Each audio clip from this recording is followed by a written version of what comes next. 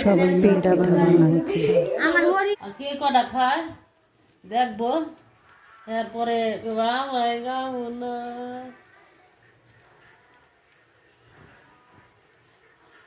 দাঁড়াই যে বড় বড় আছে ঠিকই আছে, বড় বড়ই তো। বলেছিস তো তুই তো বানাইতেই পারি না। খালা দিয়ে ডুলে মোমো বানাইতেছে। আচ্ছা কয়েকটা আমি সাদা যেটা বানিয়েছি আমি এই যে কি গো কয়েকটা আমি সাদা খাবার আরে বড় বড় করে বানা, কি বানাইতাছ দেখিনি? এটি বড় করেই বানায়। এই ছোট এটি কে বানাইতাছে? এত বড় বড় করে বানায় মিশে।